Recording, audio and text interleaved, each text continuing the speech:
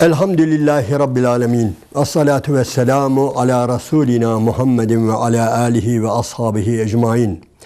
Allah'ın selamı, rahmeti, bereketi üzerinize olsun aziz ve muhterem izleyenlerim. Bir Kur'an İklimi programında yine beraberiz ve Fetih Suresi üzerinde sohbet ediyoruz. Hatırlayınız, Hudeybiye musalahası var ve Efendimiz Aleyhisselatü Vesselam ashabıyla birlikte, seçkin ashabıyla birlikte gördüğü rüya üzere Kabe'yi tavaf etmeye gidiyorlar. Ve bu arada kendileriyle birlikte gitmeleri için Medine ve etrafındaki bütün Müslümanları, Arapları davet ediyorlar. Siz de bizimle gelin diye. İşte onlardan bir gruptan bahsediyor Allahu Teala.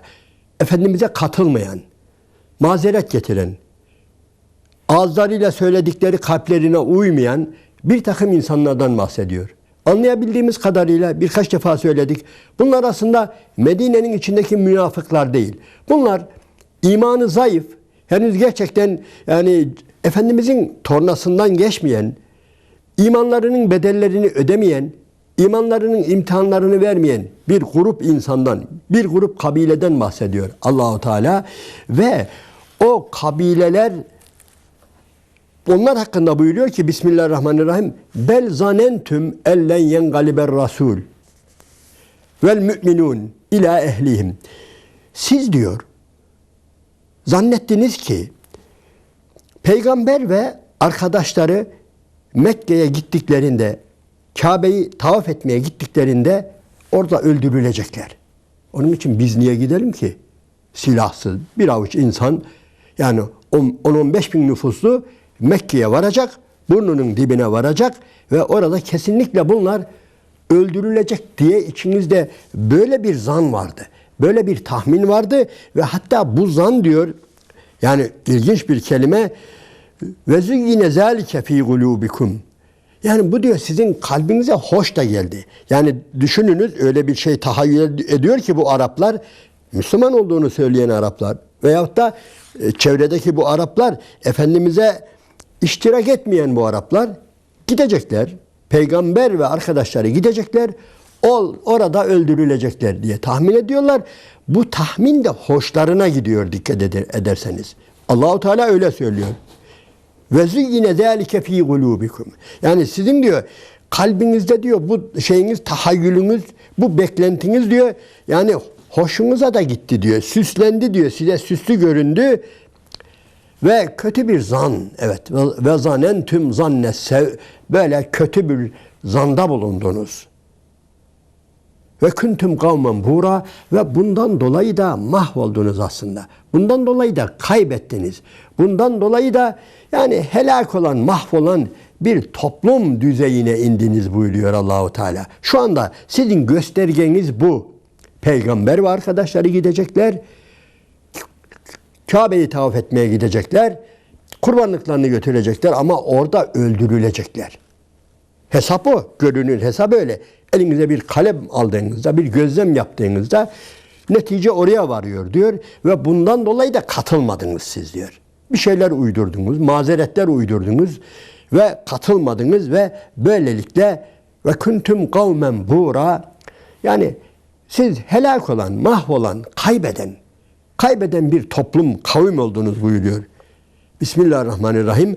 Ve men lem yu'min billahi ve rasulihi. Kim Allah'a ve Resulüne iman etmezse fe inna atedna lil kafirine sa'ira. İyi biliniz ki biz var ya o kafirler için, yalancılar için, yalanlayanlar için çok çılgın bir azap hazırlamışızdır buyuruyor. İyi bir tehdit bu. Yani şu andaki konumunuz bu. Yani şu anda Allah korusun eğer bu dünyadan böyle ayrılırsanız siz iyi bir kavim değil, sizi çılgın bir ateş bekliyor. Böyle bir kavimsiniz buyuruyor Allahu Teala. Evet.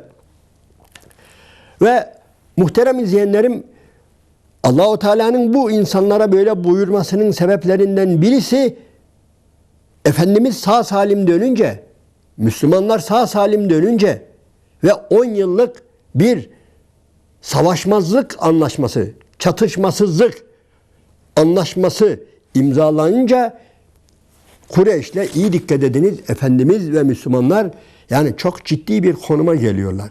Çok güçleniyorlar. Yani zaten bütün saldırılar oradan geliyordu. Bedir oradan geldi, Uhud oradan geldi, Hendek oradan geldi. Yani defalarca Efendimiz Aleyhisselatü Vesselam'ı ve Müslümanları boğmak istediler. Ve şimdi işte bu bir yerde son buluyor. 10 sene ne demek biliyor musunuz? 10 sene savaş olmayacak. 10 sene Kureyş Medine'ye saldırmayacak. Medine'de Kureyş'e saldırmayacak. Bu gerçekten mükemmel bir güçtür ha. İyi bir güç depo etmedir. Öyle değil mi? Ve bunu biliyorlar işte. Bunu anlıyorlar. Bu Araplar, Bedevi Araplar, Medine'nin etrafındaki Araplar Efendimizin böyle bir konuma geldiğini görünce bu defa yaklaşıyorlar. Baksalar ki sağ salim döndü, hem de güçlü döndü, kuvvetli döndü, siyasi yönden bir zafer elde ederek döndü ve bunun arkası gelecek. Bunu da biliyorlar. Yani bu peygamber ve etrafındaki müminler yeni yeni adımlar atacaklar. Başka insanlar var, başka toplumlar var, başka kavimler var. Özellikle Hayber var. Biraz sonra gelecek, ismini vermiyor ama Efendimiz Aleyhisselatü Vesselam Hayber'e yönelecek. Hayber'de tehdit var.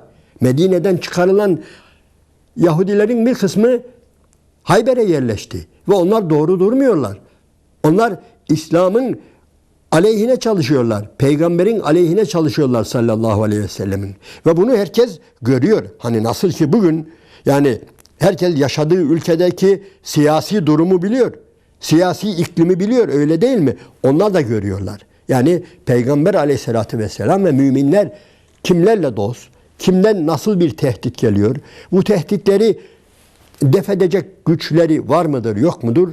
Bunu biliyorlar ve işte şimdi bunu görüyorlar. Diyorlar ki Peygamber şimdi sallallahu aleyhi ve sellem güçlendi ve Hayber üzerine yürüyecek.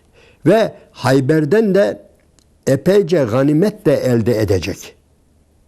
Orayı hem fethedecek hem de gittikçe güçlenecek. Ve bunun için iyi dikkat ediniz, orada olmak istiyorlar. Tamam biz Hudeybiye'ye katılmadık ama biz buraya katılacağız diyorlar. Ama muhterem izleyenlerim bu noktanın iyi anlaşılması icap eder. Allahu Teala buna müsaade etmiyor. Allahu Teala Hayber fethine herkesin katılmasını istemiyor. Çünkü Hayber'i fethetme hakkı, şerefi kime aittir? Özellikle Hudeybiye'ye gidenlere. Hudeybiye anlaşmasında bulunanlara, o ağacın altında Allah'ın Resulüne biat edenler var ya, bu şeref, bu ayrıcalık onlara aittir diyor Allah-u Teala. Onlar gidecek diyor ve ötekilerin, özellikle o çevredeki Arapların gitmesini Allah-u Teala istemiyor. Bazı kardeşlerimiz bu ayetleri özellikle zannediyor. Hani münafıklar çoğu zaman cihada katılmak istemezler ya. Bunlar da onlar zannediyor. Hayır, bunlar istiyorlar. Bunlar istiyorlar. Niye? Artık inanıyorlar. Kesin bir zafer var. Peygamber aleyhissalatü vesselam ve ashabı Hayber'e gittiği zaman kesinlikle zaferle dönecekler. Bunu bildikleri için Hudeybiye gibi olmayacağını, Hudeybiye'deki tahminlerinin boşa çıktığını bildikleri için istiyorlar ki efendim biz seninle gidelim, Hayber'e gidelim istiyorlar ve işte Allah-u Teala bu konuya temas ediyor. Bismillahirrahmanirrahim. Seyekulul muhallefune, o muhalifler diyecekler sana. Sen diyor vardığında, Medine'ye vardığında o muhalifler, yani muhaliften maksat Hudeybiye'ye muhalefet edenler. Hudeybiye'de seninle aynı görüşte olmayanlar, Hudeybiye'ye katılmayanlar, geri kalanlar sana diyecekler ki izen dalaktum ila meganime li te'huduha zeruna nettebikum. Biz de seninle gidelim. Bırak, müsaade ver. Bundan sonraki savaşa, bundan sonraki Hayber'e doğru nereye gideceksen gidelim. Oradan tabii maksat nedir? Ganimet elde etmektir. Bırakın bizi, biz de size uyalım diyecekler. Halbuki dikkat ederseniz diğer surelerde anlatılan münafıklar daima cihattan kaçmışlardır. Söylediğim gibi Bunlar ne münafığa benziyor. En önemli noktaları Efendimiz'den biraz uzak hayat yaşamaları. Efendimiz'in dizinin dibinde olmamaları. 5 vakitte onun arkasında olmamaları. Namazda Efendimiz'le beraber olmamaları. Namazdan sonra Efendimiz'in onlara dönüp yaptığı sohbetlerden mahrum kalmaları. Yani Allah'ın Resulü ile iyice beslenememeleri. Onları bu konuma getiriyor. Ve onun için diyorlar ki bırak biz de gelelim seninle. Size tabi olalım. Yuridune en yubeddilu kelamallah. Allah'ın kanununu, Allah'ın kelamını, Allah'ın kelimelerini değiştirmek istiyorlar. Yani Allah yaptı diyor. Allah-u Teala haşa karar verme şeysi biraz zaafa işe. Allah-u Teala hükmünü verdi. Allah-u Teala hükmünü verdi, kanununu koydu ve Hayber'e kim gidecek? Sadece Hudeybiye'ye gidenler gidecek diye Allah-u Teala bunu yazdı. Bunu hüküm haline koydu. Bunlar da onu değiştirmek istiyorlar. Biz de gidelim. Hayır. Siz gidemeyeceksiniz. Siz gitmeyeceksiniz buyuruyor. قُلْ لَنْ تَتَّبِعُونَا كَذَٰلِكُمْ قَالَ اللّٰهُ مِنْ قَبْلِ Allah-u Teala'nın daha önce dediği gibi siz kesinlikle ne yapacaksınız? Bize tabi olamayacaksınız. Bu konuda bize uyamayacaksınız. Bizimle beraber olamayacaksınız buyuruyor. فَسَيَقُولُونَ بَلْ تَحْسُدُونَنَا Bu defada diyecekler ki diyor, bize haset ediyorsunuz. Yani bizim de sizin gibi ganimet elde etmemize, ganimetten pay almamıza haset ediyorsunuz diyecekler bu defa. Doğru durmayacaklar.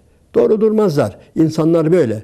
Yani eğer bir defa muhalefet etmişlerse, bir defa çizgiden çıkmışlarsa artık ne yapıyorlar? Durmadan o yalanlarını, o hatalarını düzeltmek için yeni yani özür dilemek, af dilemek yok.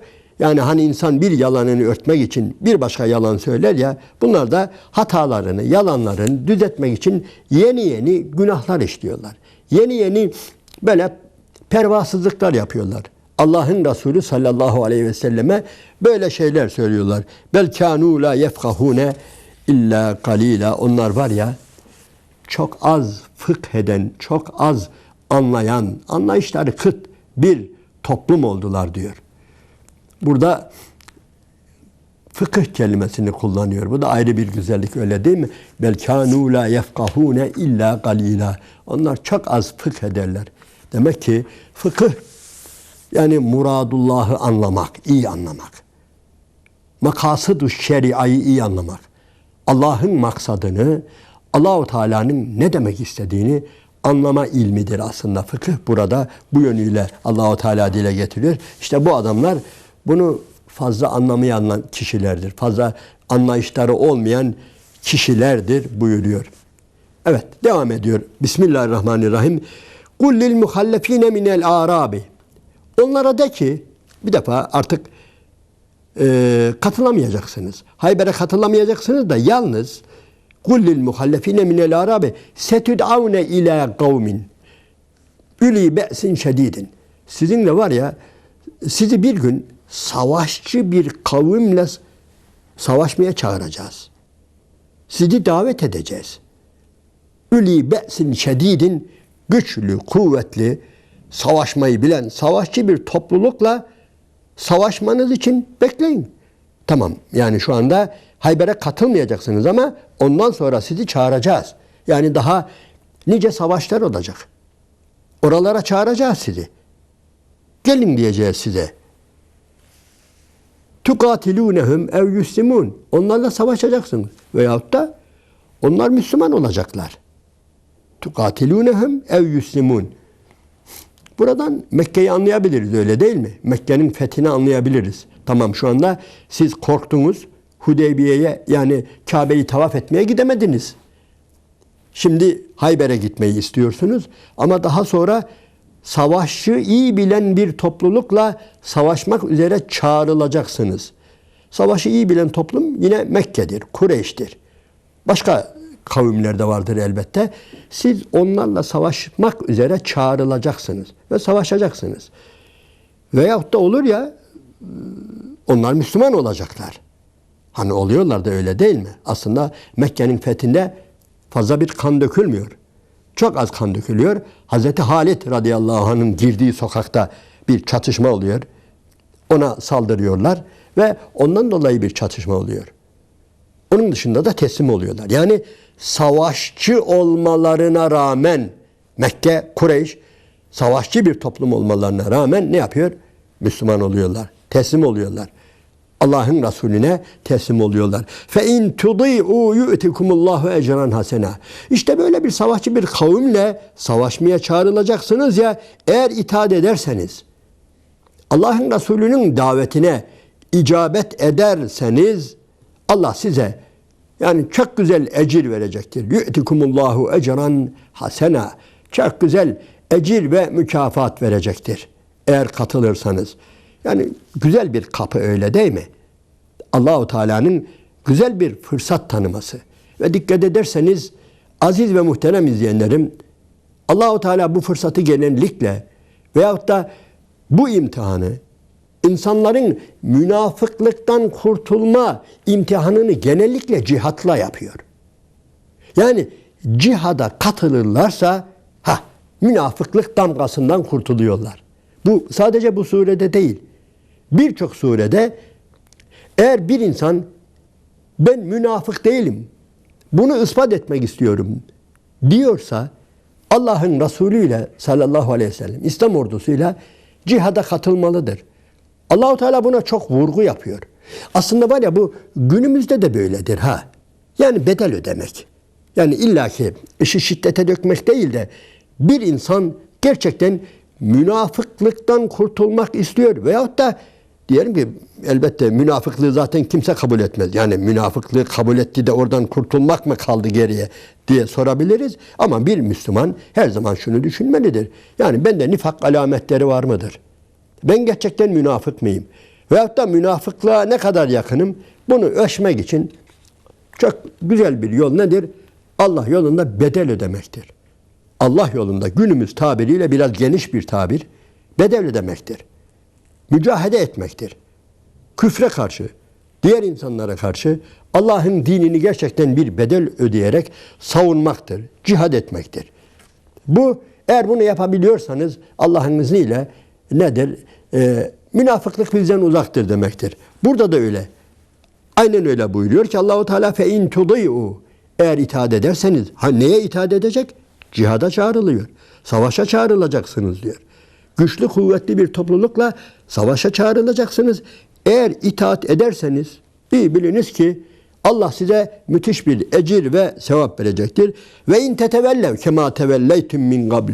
Daha önce döndüğünüz gibi ondan da dönerseniz, yüz çevirirseniz. Hani çağrıldınız ya Hudeybiye'ye. Kabe'yi tavaf etmeye çağrıldınız, korktunuz, geri döndünüz ya.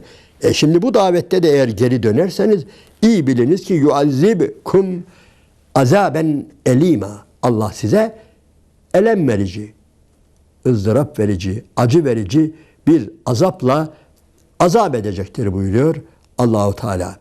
Evet, aziz ve muhterem izleyenlerim, bu ayet-i kerimede kalalım. Yeni bir ayet-i kerimeye geçmeyelim. Vaktimiz burada doldu. Kaldığımız yerden devam ederiz inşallah. Allah'ın selamı, rahmeti, bereketi üzerinize olsun. Bir başka Kur'an İklimi programında buluşmak üzere.